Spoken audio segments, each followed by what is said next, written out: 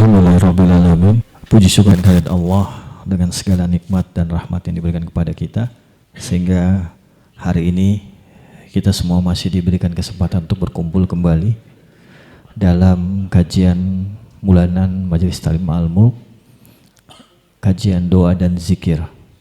Salawat dan salam kita panjatkan kehadirat junjungan kita yang besar Muhammad SAW. Baik Bapak Ibu jamaah yang dirahmati Allah, untuk kajian kita kali ini, kita masih di kajian doa dan zikir yang akan membahas tentang doa mohon kekuatan iman dari Allah Subhanahu wa Ta'ala. Untuk itu, kita akan membahaskan materi ini bersama-sama dengan Ustadz Husain Abdul Aziz Arbi, LCMA. Ustadz Husain akan membahas dengan kita terkait dengan doa mohon kekuatan iman. Kepada Ustadz, dipersilakan. Bismillahirrahmanirrahim. Assalamualaikum warahmatullahi wabarakatuh. Kebatu merah membeli kain. Yang enggak jawab salam enggak saya doain. Assalamualaikum warahmatullahi wabarakatuh. Alhamdulillah wassalatu wassalamu ala Rasulullah Muhammad ibn Abdullah wa ala alihi wa sahbihi mawala wa la hawla wa la quwwata illa billah. Ma ba'd. Para pimpinan yang saya hormati, yang saya muliakan karena Allah Subhanahu wa taala, keluarga besar tuan rumah di sini, keluarga besar BRI serta bank-bank, pimpinan bank-bank yang lainnya juga. Izinkan pada kesempatan kali ini saya meminta terlebih dahulu untuk menyampaikan sebuah hadis mungkin ya. Jadi dahulu Malaikat Jibril mengajarkan kepada Nabi Muhammad dan juga para sahabatnya terkait dengan adab menuntut ilmu. Maka pada saat itu Malaikat Jibril datang menyerupai seorang laki-laki yang begitu tampan, tiba-tiba duduk di samping Nabi. Mungkin pernah mendengar hadis ini, ya? Duduk di samping Nabi, menyandarkan lututnya ke lutut Nabi, meletakkan kedua tangannya di atas pahanya, lalu setelah itu bertanya terkait dengan beberapa hal kepada Nabi. Ini menunjukkan bahwasanya di antara adab penuntut ilmu itu jangan jauh-jauh dari pemateri. Nah, makanya saya bingung nih, yang di belakang, yang di pojokan, ngapain sih di pojok? Ada apaan sih di pojokan itu? Ayo, kalau bisa kita sedikit maju, atau memang butuh sandaran ya, sandaran hidup. Nah, butuh sandaran hidup kelihatannya. Kalau nggak ada sandaran, nanti nggak bisa hidup ya. Jadi teman-teman yang dirahmati Allah, terkait dengan tema kita pada kesempatan kali ini yaitu doa memohon kekuatan, doa untuk mohon kekuatan iman. Apa sih perbedaan iman dengan Islam? Kira-kira sama atau beda? Iman dengan Islam itu sama atau beda? Beda. Nah, jadi kata para ulama, ketika dua kata ini dia berkumpul di dalam satu redaksi, dia memiliki arti yang berbeda. Tapi kalau seandainya disebutkan itu cuma salah satunya, maka keduanya ini tidak bisa sama sekali untuk dipisahkan. Ya. Kalau bahasa Arabnya, al-iman wal Islam idza ijtama'a iftaraqa wa idza iftaraqa ijtama'a. Iman dan Islam apabila mereka berdua ini berkumpul jadi satu, bertemu, maka dia memiliki makna yang berbeda. Tapi ketika disebutkan hanya salah satunya saja, berarti ya sudah sama. Sama begini. Apa perbedaan antara fakir dan miskin? Sama atau beda? Beda. Tapi kalau seandainya disebutkan salah satunya saja, maka kata para ulama, ya dia juga. Ya, paham sampai sini? Paham sampai sini enggak? Jadi ketika disebutkan salah satunya berarti ya enggak ada bedanya. Kecuali kalau disebutkan secara bersamaan. Sekarang kalau kita lihat di sini, itu kan disebutkan hanya cuma salah satunya saja. Berarti iman di sini itu juga tidak bisa dipisahkan dari yang namanya Islam. Sekarang kita lihat dalam hadis Jibril tadi, kan malaikat Jibril bertanya terkait dengan yang pertama Islam, yang berikutnya iman, dan yang ketiga adalah ihsan. Ini kan berarti ada beberapa poin yang berbeda, dan ketika kita telusuri lebih jauh, Islam itu ya lebih pada amalan secara fisik. Itu Islam. Kan Nabi menyampaikan terkait dengan rukun iman rukun Islam yang ada 5 ya. Mulai dari mengucapkan 2 kalimat syahadat, lalu salat, lalu puasa, lalu zakat, lalu haji. Ini kan semuanya amalia fisik. Lalu poin yang kedua, ketika malaikat Jibril bertanya terkait dengan iman, maka yang dijawab oleh Nabi apa? terkait dengan amalan hati kan. Iman ini kan sebenarnya terkait dengan amalan hati. Sekarang kita lihat, iman pada Allah, iman pada malaikat, iman pada kitab, iman kepada Rasul, iman pada hari kiamat, dan yang terakhir iman pada qada dan qadar. Pernah melihat semuanya itu? Pernah melihat semua yang disebutkan oleh Nabi di dalam rukun iman itu? Kan enggak. Kecuali Al-Quran mungkin. Tapi kitab-kitab yang dahulu pun kan wajib untuk kita imani, kita percayai begitu loh. Maka ternyata definisi dari iman, Pak, iman, ini kan nama lainnya juga tauhid. Itu iman tuh, usuluddin. Itu semuanya sebenarnya berkaitan dengan iman, nggak ada bedanya. Jadi kata para ulama yang dimaksudkan dengan al-iman adalah tasdiqun bil qalbi, yaitu membenarkan dengan hati. Yang kedua adalah wa iqrarum bil lisan, yaitu mengikrarkan dengan lisan. Dan yang ketiga adalah wa amalun bil arkan, dan mengamalkan dengan panca indera. Itu konsekuensi dari keimanan. Yang pertama harus untuk mengimani dengan hati kita dulu. Sekarang misal ada orang non muslim tiba-tiba mengucapkan 2 kalimat syahadat, tapi dari dalam hatinya dia itu tidak mau untuk mempercayai bahwasanya Nabi Muhammad misalnya merupakan utusan Allah Ta'ala yang terakhir. Sah atau tidak? Tidak. Karena kenapa? Hatinya tidak mau untuk menerima hal tersebut. Maka kan Allah Ta'ala sampaikan dalam surah Al-Baqarah, la ikraha fid din. Di dalam agama kita tidak boleh sama sekali memaksakan seseorang masuk ke dalam agama Islam. Harus secara sukarela. Sebelum orang mengucapkan 2 kalimat syahadat kan harus ditanya dulu, ini ada paksaan atau tidak? Betul-betul siap untuk meyakini bahwasanya Allah Ta'ala Tuhannya dan Nabi Muhammad utusannya. Kalau seandainya dia siap dan rela, ya silahkan lanjutkan proses 2 kalimat syahadat itu. Tapi kalau seandainya dari hati saya tidak membenarkan, maka bagaimana mungkin dia ini bisa menjadi seorang muslim yang baik? Apa perbedaan antara seorang munafik ya dengan kita? Apa bedanya? Berbedanya di dalam permasalahan apa? Hati kan? Kalau kita lihat Abdullah bin Ubay Salul, dia ini kan ketuanya orang munafik yang adanya di kota mana? Kota Madinah pada saat itu, yang digadang-gadang akan diangkat menjadi seorang pemimpin. Dia ini kan sebenarnya mau berontak begitu loh kepada Nabi, cuma nggak punya kekuatan. Makanya dia pura-pura masuk ke dalam agama Islam, dia pura-pura melaksanakan salat, dia melaksanakan puasa, bahkan dia ikut berperang di belakang Nabi, walaupun mungkin dengan perasaan bermalas-malasan. Kadang-kadang dia hasut sahabat Nabi yang lain untuk tidak mengikuti perang dalam perang apa itu? Perang Uhud misalnya, makanya mundur 300 pasukan. Ini karena permasalahan apa? Hatinya tidak mau menerima hal tersebut. Maka pertanyaannya adalah, kita berada di sini, itu kira-kira tujuan utamanya ini apa? Ini kan berkaitan dengan hati. Tujuan utama kita ini apa? Hanya karena takut sama pimpinan misalnya. Ya sudah, kalau seandainya hanya karena takut karena pimpinan, ya sudah, itu yang kita dapatkan. Tapi di sisi Allah Subhanahu wa Ta'ala kita tidak akan pernah sama sekali mendapatkan pahala. Karena kita takutnya hanya takut pada manusia. Tapi di saat yang bersamaan pimpinan tetap akan mendapatkan pahala yang luar biasa. Kenapa? Dia gunakan kekuatannya supaya bawahannya itu dekat pada Allah Subhanahu wa Ta'ala. Kan orang pertama yang mendapatkan naungan di yaumul mahsyar, kata Allah Ta'ala siapa? Kata Rasulullah siapa? Imamun adil, seorang pemimpin yang adil, karena dia punya kekuatan. Nabi Nuh alaihissalam, beliau ini kan dakwah 950 tahun, tapi dia tidak memiliki kekuatan. Beliau tidak memiliki kekuatan untuk memaksakan umatnya agar masuk ke dalam agama Islam, tidak ada. Makanya pengikutnya ketika kita baca sejarah hanya sekitar 80-an orang saja, karena tidak memiliki kekuatan. Tapi kalau seorang pemimpin itu ada kekuatan, makanya dia yang berhak mendapatkan naungan pertama kali dari Allah Subhanahu wa Ta'ala. Jamaah sekalian, teman-teman sekalian, jadi terkait dengan keimanan ini ada sebuah, sekarang hari apa? Jumat ya. Ada sebuah kisah terkait dengan pemuda, Pak, yang kisah ini selalu kita ulang-ulang membacanya setiap pekan, Pak. Dan dia itu menjadi salah satu salah satu brand lah yang disebutkan oleh Allah Ta'ala sebagai tanda keimanan yang dimiliki oleh anak-anak muda. Setiap pekan kita membaca surah tersebut, kisah anak muda, Pak. Kisah siapa? Al-Kahfi. Apa kata Allah Ta'ala? Nahnu naqussu 'alaika naba'ahum bil haqq. Kami ceritakan kepadamu, hai Muhammad, naba'ahum bil haqq. Cerita mereka, kisah mereka dengan benar.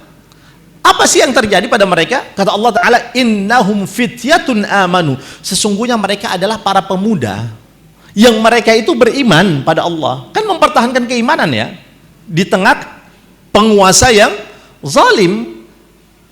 Innahum fityatun amanu bi rabbihim, yang mereka itu beriman pada Rabb mereka, itu siapa? Allah Subhanahu wa taala. Wazidnahum huda, dan kami tambahkan kepada mereka berupa hidayah.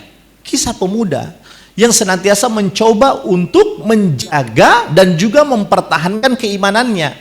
Makanya kadang-kadang status ataupun kadar keimanan kita itu bisa diukur dengan siapa kita berteman. Ya. Mau lihat nih, kira-kira agama seseorang itu baik atau tidak, maka lihat dia itu biasanya nongkrong sama siapa, circle-nya itu dengan siapa. Kalau seandainya circle-nya ya tukang gosip, ya sudah, isinya gosip-gosip saja. Kalau seandainya circle-nya biasanya dia itu tidak pernah melaksanakan salat, maka kemungkinan besar orang itu pun melakukan hal yang sama.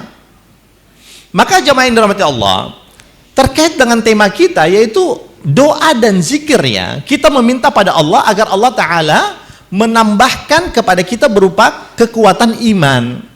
Karena di dalam Al-Quran ini kan banyak sekali doa-doa yang disebutkan dan diabadikan oleh Allah. Ini sudah ditampilkan ya. Ini surah apa? Al-Baqarah. Bagaimana doanya? Walamma barazu li Jaluta wa junudi, ini juz 2 nih.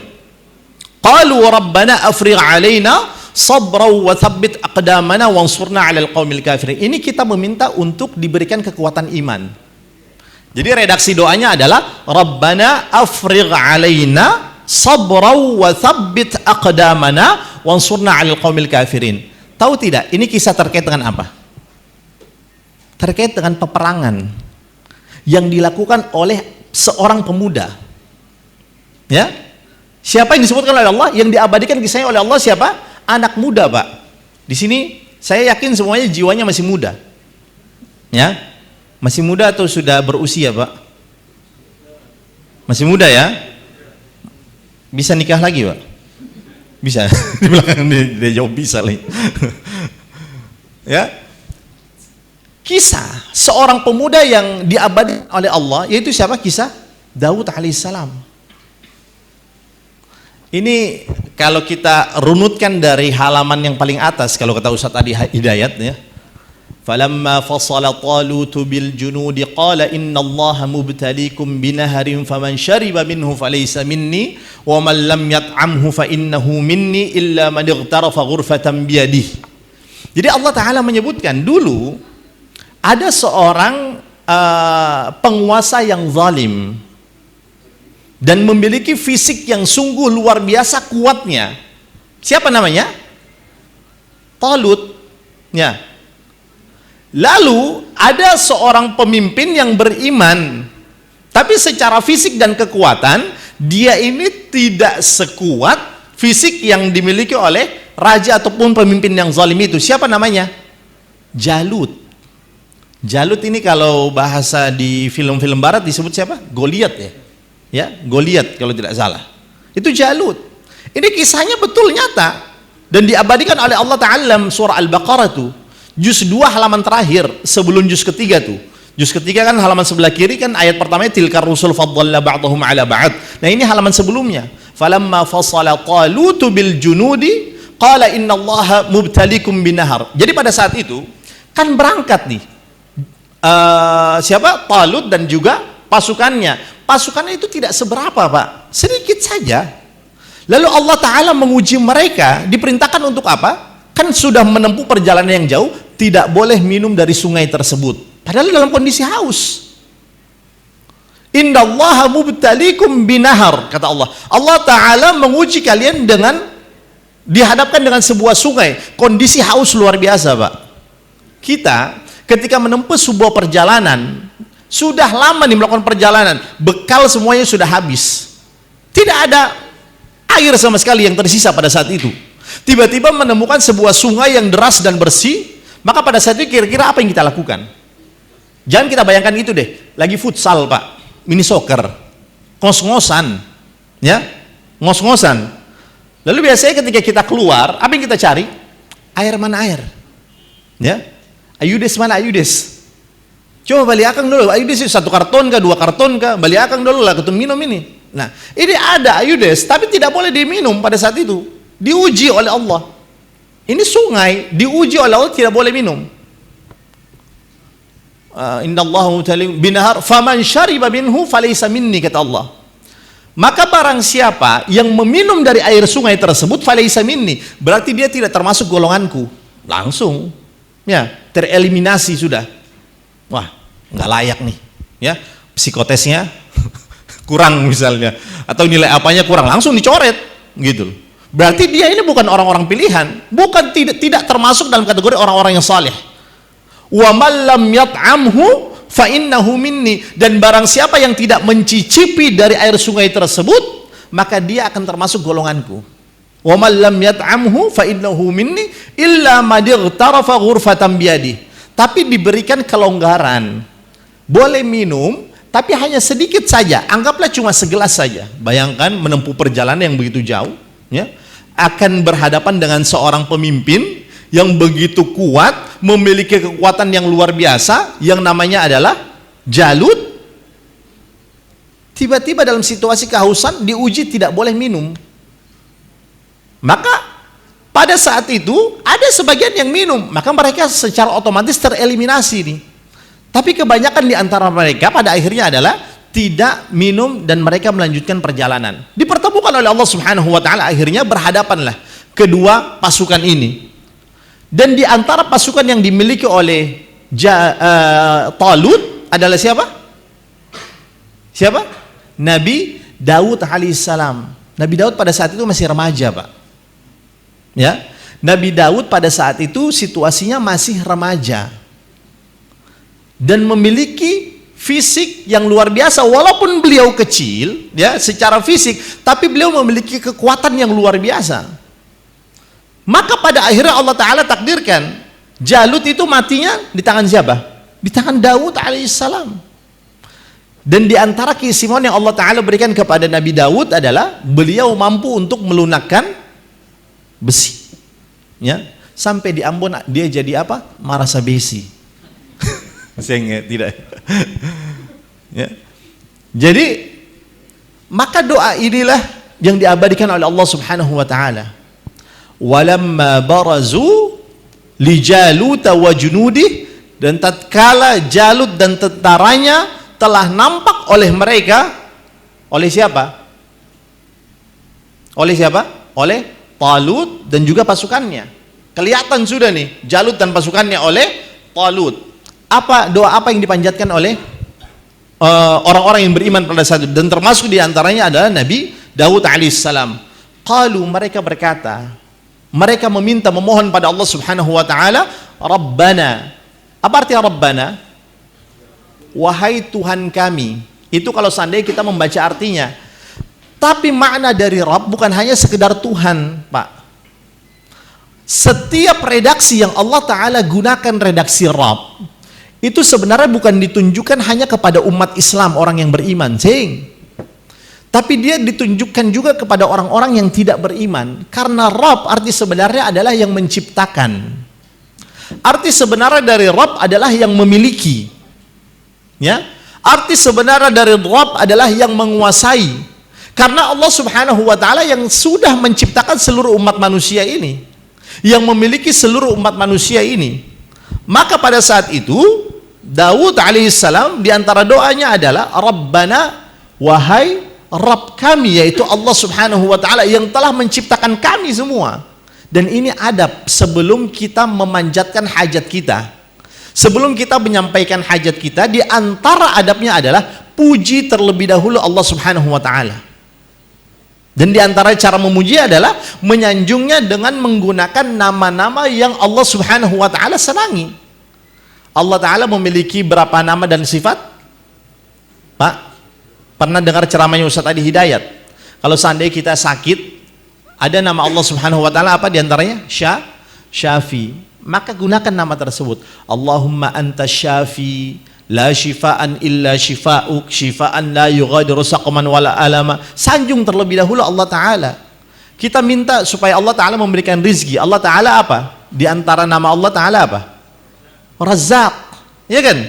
Allah taala Maha Pengampun. Apa nama Allah taala untuk pengampun? Ghaffar, Ghafur, ya kan? Apalagi Allah taala Maha kasih, memberi kasih dan memberi sayangnya kepada kita. Rahman dan Rahim. Apa perbedaan Rahman dan Rahim? Kalau Rahman itu ditunjukkan kepada seluruh manusia, baik yang beriman atau tidak, itu Rahman. Makanya orang non muslim pun Allah taala kasih nikmat luar biasa kepada mereka. Tapi kalau Rahim itu hanya nikmat yang Allah taala berikan khusus kepada orang-orang yang beriman, itu Rahim. Ya. Dalam sebuah hadis Rasulullah menyebutkan ada seseorang yang berada dalam situasi yang mustajab nih. Dia gunakan untuk berdoa, dan di antara doa yang dia panjatkan adalah qala ya Rabbi ya Rabb. Ya Allah ya Allah, wahai Tuhanku ya Tuhanku. Ini kan adab ketika berdoa. Cuma yang disayangkan apa? Dalam hadis tersebut, wa mat'amuhu haram, wa mashrabuhu haram, wa malbasuhu haram, wa ghudhiya bil haram fa anna yustajabu lah. Cuma permasalahan adalah makanannya haram, minumannya haram, pakaiannya haram, dikenyangkan dengan hal-hal yang haram, maka bagaimana mungkin doanya akan dikabulkan? Pak, ada sebuah hadis kalau tidak salah riwayat Imam, saya lupa, Baihaqi atau At-Tirmidzi.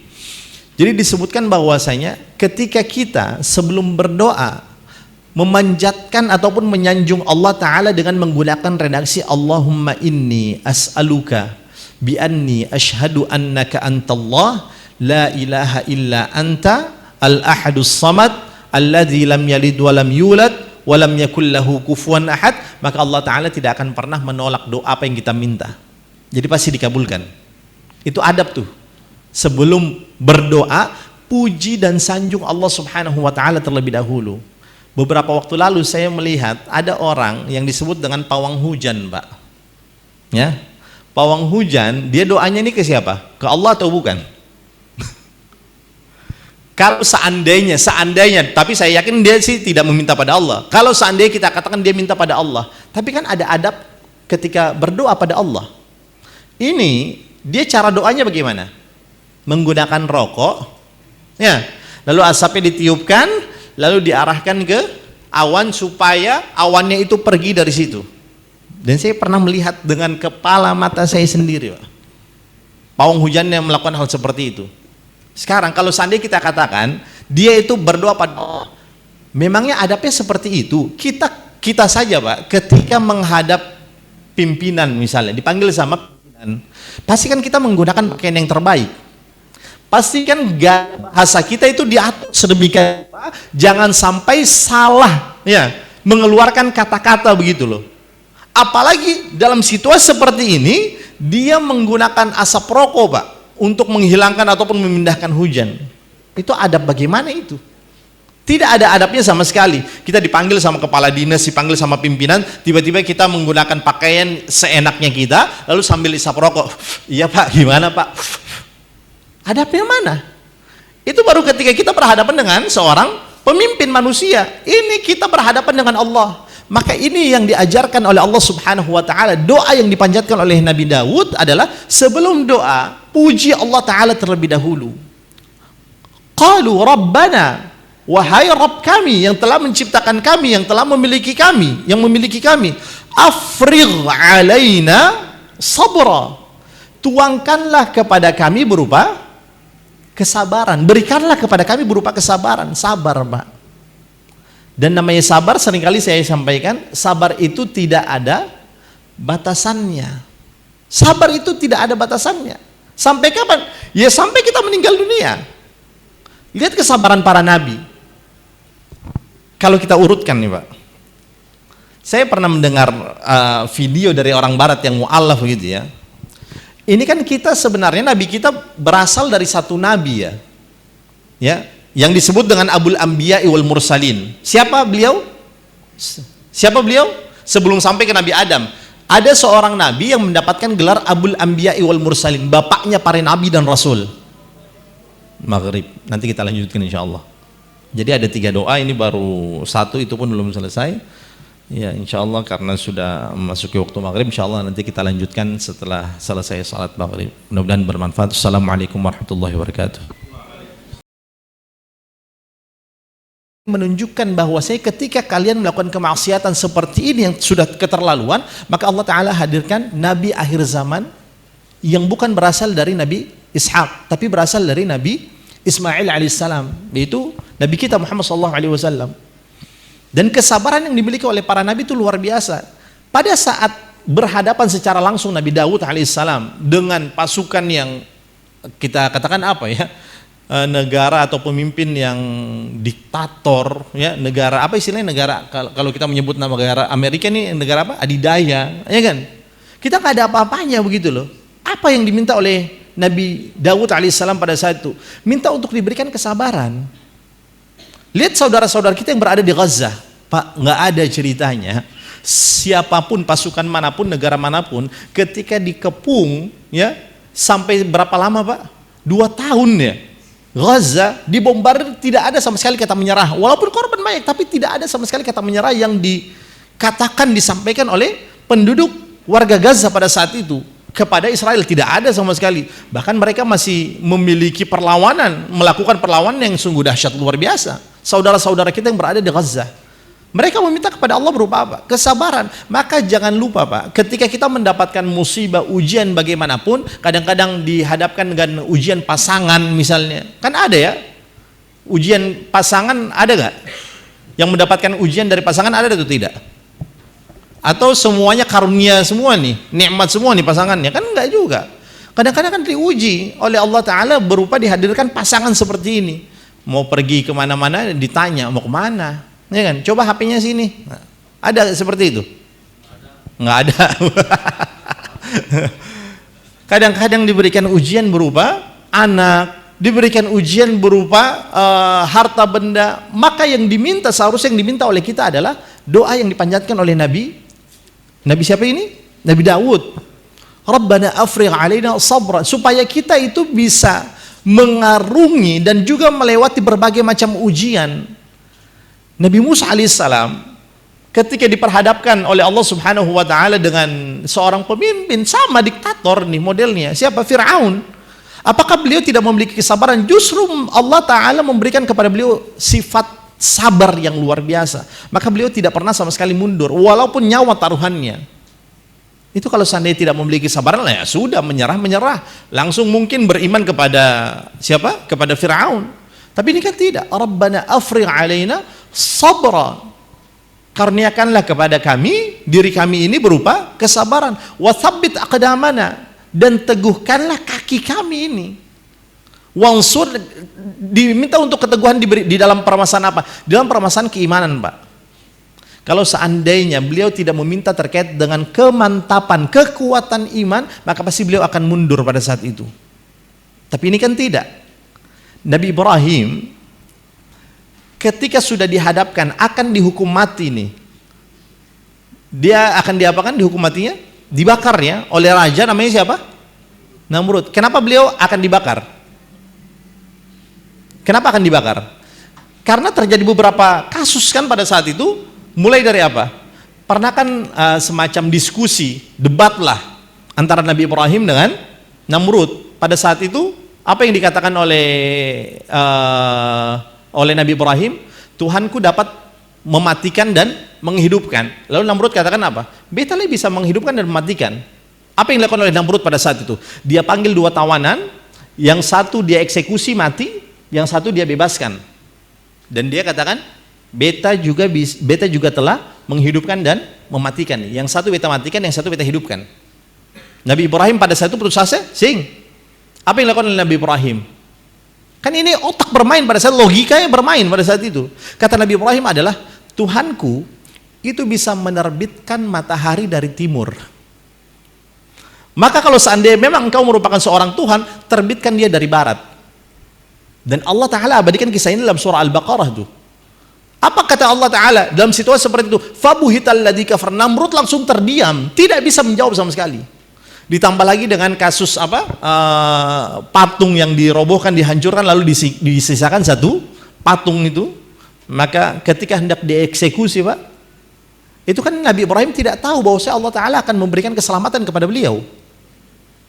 Ketika Nabi Musa sudah berada di depan Laut Merah, Nabi Musa pada saat tidak pernah sama sekali mengetahui bahwa beliau akan diselamatkan oleh Allah. Dengan apa? Laut itu terbelah. Ketika Nabi Isa hendak disalib, beliau tidak pernah tahu bahwa Allah Ta'ala akan mengangkat diri beliau nanti ke langit, menyelamatkan dirinya. Hal tersebut itu terjadi karena apa? Karena mereka senantiasa meminta untuk diberikan kekuatan iman, kesabaran, kuat menghadapi berbagai macam musibah, ujian. Watsabbit aqdamana, teguhkanlah kami dalam jalan ini. Maka ketika kita sudah meminta kepada Allah Subhanahu wa Ta'ala terkait dengan doa ini, dan juga doa yang selama ini sebenarnya kita panjatkan dalam surah Al-Fatihah, setiap waktu kita baca, apa yang kita minta apa? Ihdinas siratal mustaqim, tunjukkanlah kepada kami jalan yang lurus. Jalan yang lurus itu jalan apa? Jalan seperti apa? Siratal ladzina an'amta alaihim, yaitu jalan yang kau berikan, karuniakan kepada mereka, nikmat yang telah kau berikan kepada mereka. Siapa? Para nabi, para rasul, orang-orang saleh, para syuhada. Pertanyaannya, apakah jalan yang selama ini dilewati dan ditapaki oleh para nabi, para rasul itu lurus begitu saja? Tidak. Jadi setiap hari kita ini sebenarnya meminta kemantapan iman, dan sebenarnya kita seharusnya kita menyadari terkait dengan konsekuensi dari setiap ayat, setiap doa yang kita baca. Kita pasti akan mendapatkan ujian, kita pasti akan mendapatkan musibah, kita pasti mendapatkan cobaan. Tidak ada ceritanya para nabi itu lurus-lurus begitu saja, kecuali Allah Ta'ala akan hadirkan ujian yang luar biasa. Maka yang kita minta adalah minta diberikan kesabaran, keteguhan dalam iman, watsabbit aqdamana wansurna 'alal qaumil kafirin, dan menangkanlah kami terhadap orang-orang kafir, orang-orang yang tidak mau beriman pada Allah Subhanahu wa Ta'ala, supaya kita tidak mau menyerah. Pernah mendengar ini slogan ish kariman au mut syahidan? Ya, apa artinya? Hidup mulia atau mati syahid. Masya Allah. Itu doa pertama ya. Maka doa ini merupakan salah satu doa juga yang diajarkan dan dianjurkan karena Allah Subhanahu wa Ta'ala sudah mengabadikan di dalam Al-Quran. Jadi tidak ada doa yang paling afdal kecuali doa tersebut diabadikan oleh Allah Ta'ala dalam Al-Quran, atau doa tersebut diajarkan oleh Nabi Muhammad SAW dalam hadisnya. Itu doa yang paling afdal. Itu doa-doa, di antara doa-doa yang paling afdal adalah Rabbana afrigh alaina sabra wa thabbit aqdamana wansurna 'alal qaumil kafirin. Yang kedua, ini dalam surah At-Tahrim. At-Tahrim ini bercerita terkait dengan keluarga. Ya, itu juz 28, satu surah Al-Imran dulu ya. Oh, Al-Imran dulu. Oke. Surah Al-Imran dulu. Saya akan bacakan ayatnya. Wa ma kana qaulahum illa an qalu rabbana ighfir lana dhunubana wa israfana fi amrina wa thabbit aqdamana wansurna 'alal qaumil kafirin. Apa artinya? Dan tidak ada doa mereka selain ucapan, ini berarti doanya siapa? Orang-orang baik, orang-orang saleh. Panjatkan doa ini. Ini juga merupakan di antara doa terbaik, terbagus, karena Allah Ta'ala telah abadikan dalam Al-Quran. Doanya bagaimana? Rabbana ghfir lana dhunubana. Ya Allah, ampunkanlah dosa-dosa kami. Ya, Rabbana ini kan adab. Puji Allah Ta'ala terlebih dahulu, baru sampaikan hajat kita. Ighfir lana dzunubana, Rabbana ighfir lana dzunubana. Ya Allah, ampunilah dosa-dosa kami. Wa israfana fi amrina, dan terkait dengan perihal yang kami ini sudah berlebih-lebihan. Ya, berlebihan dalam marah, berlebihan dalam melakukan suatu hal, berlebih-lebihan lah, kan sifat berlebih-lebihan ini kan merupakan hal yang tidak baik, tidak bagus. Termasuk di dalamnya adalah makan durian secara berlebih-lebihan, itu nggak bagus tuh. Kenapa? Jadi kolesterol, jadi darah tinggi, gulanya jadi naik. Rabbana ighfir lana dzunubana wa israfana fi amrina. Dan yang terakhir adalah wa tsabbit aqdamana wansurna 'alal qaumil kafirin. Teguhkanlah kaki ini, pendirian ini. Ya, dan menangkanlah kami dari orang-orang kafir. Kan sama redaksinya, ditutup dengan apa? Wansur wa tsabbit aqdamana wansurna 'alal qaumil kafirin. Minta untuk diberikan kekuatan iman. Karena iman kita seringkali saya sampaikan, iman kita ini fluktuatif. Dengan siapa kita berteman, dengan siapa kita bergaul, itu juga akan menentukan kadar keimanan kita. Alhamdulillah, Al-Mulk ini luar biasa. Setiap pekan ya, satu bulan sekali, paling minimal 1 bulan sekali kita diingatkan. Dan saya yakin masing-masing bank ini biasanya memiliki pengajian rutin begitu.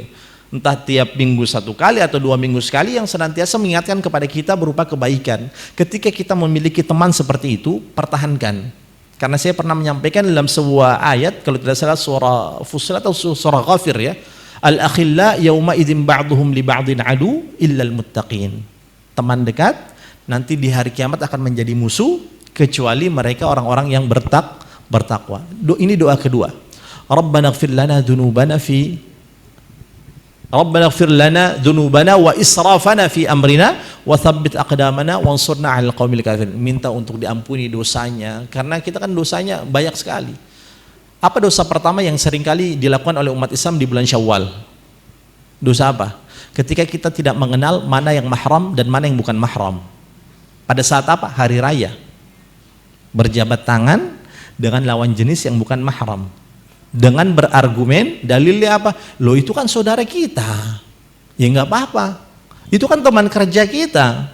Kan nggak apa-apa seharusnya. Nah, itu merupakan dosa pertama kali yang kita lakukan setelah bulan Ramadan. Halal bihalal misalnya salam-salaman kan? Ya, biasanya kan kalau halal bihalal salam-salaman kan?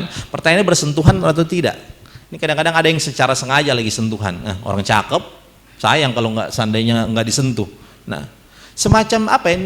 Menormalisasi sebuah kemaksiatan, padahal mereka bukan mahram kita. Sepupu mahram atau bukan? Sepupu mahram atau bukan? Boleh menikah dengan sepupu atau tidak? Boleh ya. Berarti sepupu itu bukan mahram, walaupun mereka keluarga dekat kita, tapi bukan mahram karena tidak disebutkan oleh Allah dalam Al-Quran surah An-Nisa. Maka jangan sampai kita jadikan hal tersebut, entah adat, istiadat, kebiasaan, tradisi, sebagai sebuah pembenaran untuk menormalisasi sebuah kemaksiatan.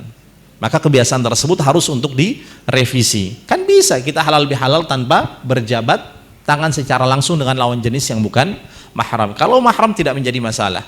Dan yang terakhir, ayat terakhir yang terdapat dalam surah At-Tahrim ini, surah At-Tahrim ini lebih spesifiknya ini bercerita terkait dengan keluarga. Tahu At-Tahrim? Artinya adalah pengharaman. Jadi di dalam surah ini Allah Subhanahu wa taala bercerita di antaranya adalah kisah keluarga Nabi Muhammad. Beliau pernah mengharamkan sebuah hal yang Allah taala halalkan. Suatu hal yang dihalalkan, tiba-tiba beliau haramkan. Kira-kira dosa atau tidak, Pak? Tapi apa yang dilakukan oleh Nabi Muhammad ini merupakan wahyu ya, petunjuk dari Allah. Jadi apapun yang dilakukan oleh Nabi Muhammad itu merupakan wahyu. Wa ma yantiqu 'anil hawa in huwa illa wahyu yuha. Supaya menjadi pembelajaran bagi kita. Sekarang kan biasanya kita menganggap sebuah hal dosa yang besar begini. Ketika kita menghalalkan sebuah hal yang diharamkan. Contoh Shopee, apa hukumnya? Bukan Shopee Pay, bukan Shopee belanja nih, bukan. Tapi minuman keras ini, apa hukumnya? Haram. Sekarang gini, tiba-tiba ada orang Islam yang minum dan dia katakan halal, dosa nggak? Dosa besar ya, dan itu dosa besar. Maka sama besarnya ketika kita mengharamkan sebuah hal yang telah dihalalkan oleh Allah. Ketika kita menghalalkan sebuah hal yang diharamkan, dosanya sama besar dengan mengharamkan sebuah hal yang dihalalkan.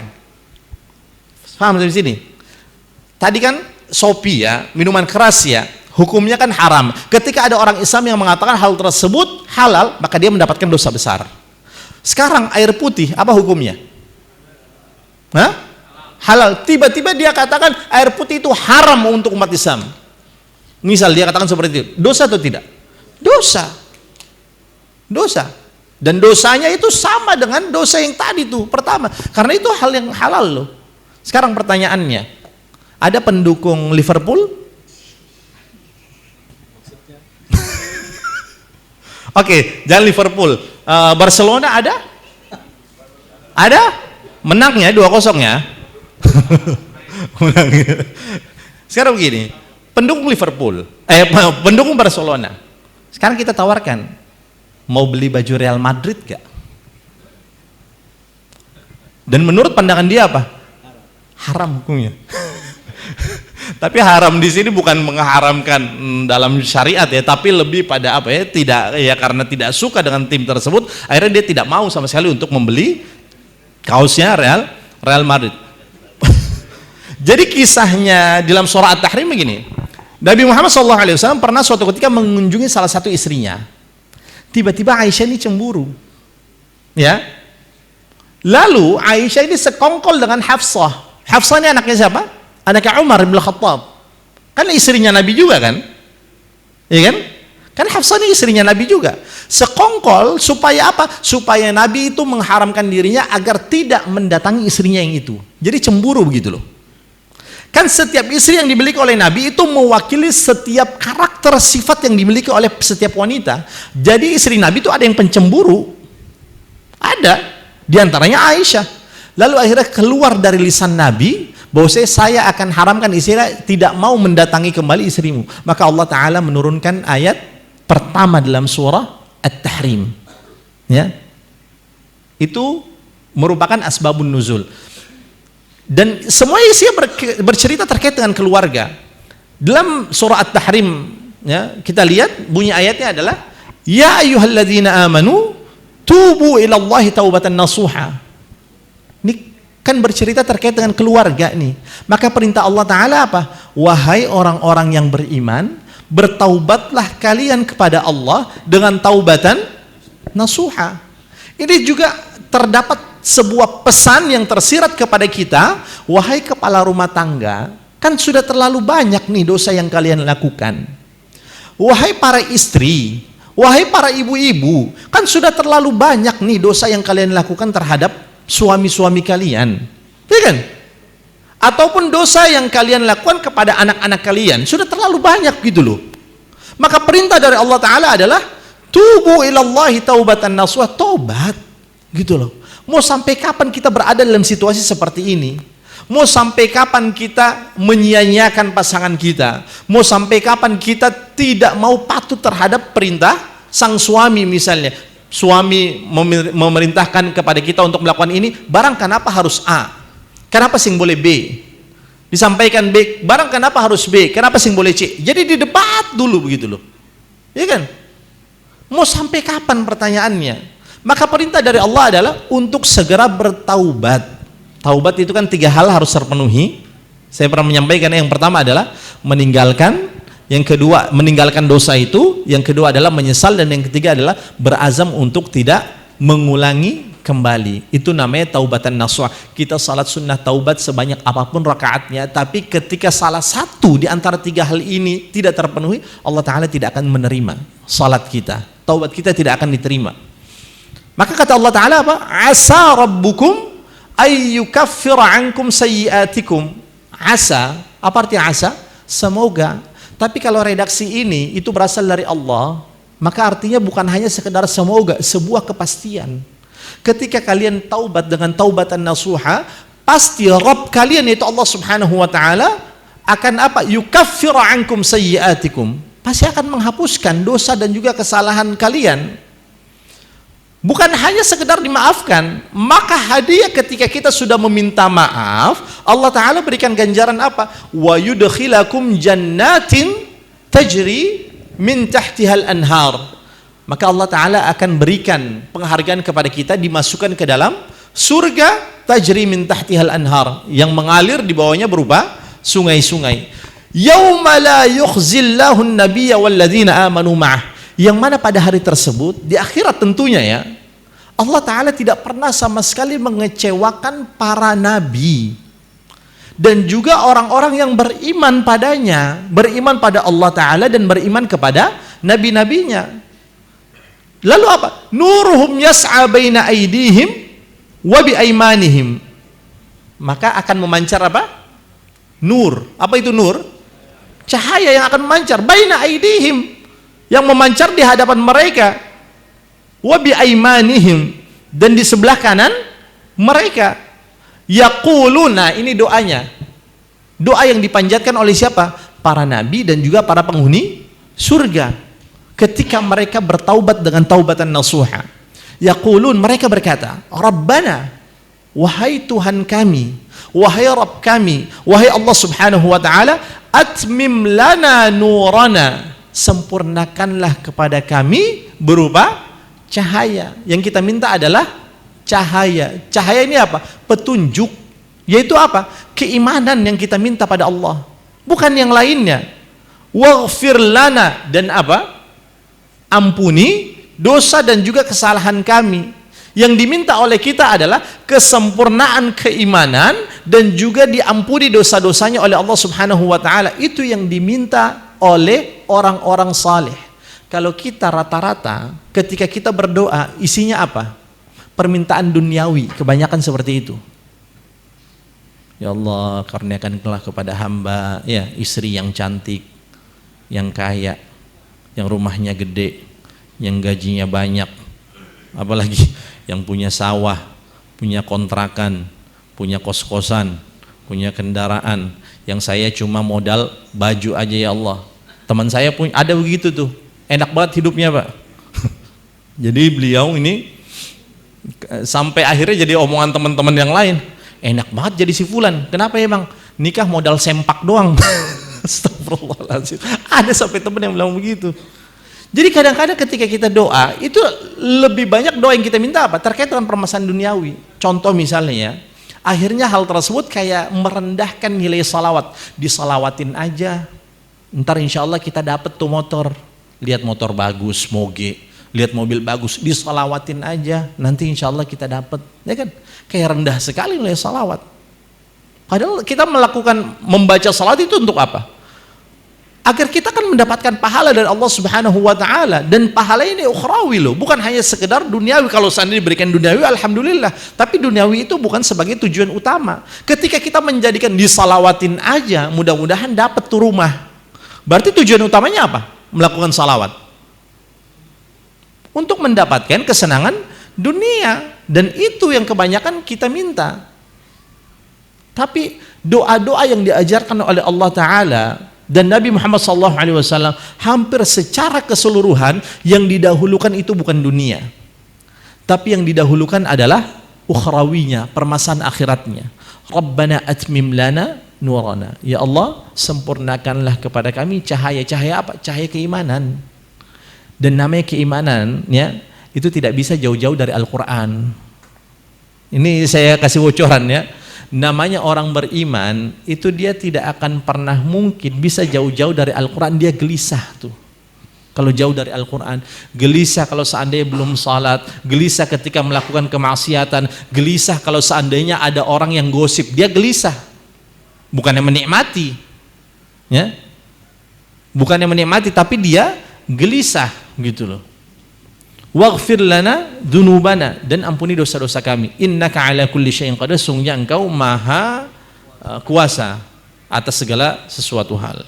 Wallahu taala a'lam. Karena waktu yang terbatas Bang Fadli, mungkin ada sesi diskusi sejenak. Hadanallahu wa iyyakum ajma'in. Wassalamualaikum warahmatullahi wabarakatuh. Waalaikumsalam. Ya, baik Ustaz. Bapak Ibu jamaah sekalian, seperti apa yang sudah disampaikan oleh Ustaz dalam 3 doa yang kita tampilkan masing-masing di surat Al-Baqarah, surat Al-Imran, dan surat Al-Tahrim. Itu saja mungkin yang akan kita sampaikan di hari ini. Insya Allah untuk jadwal selanjutnya akan kami sampaikan kepada Bapak Ibu jamaah sekalian.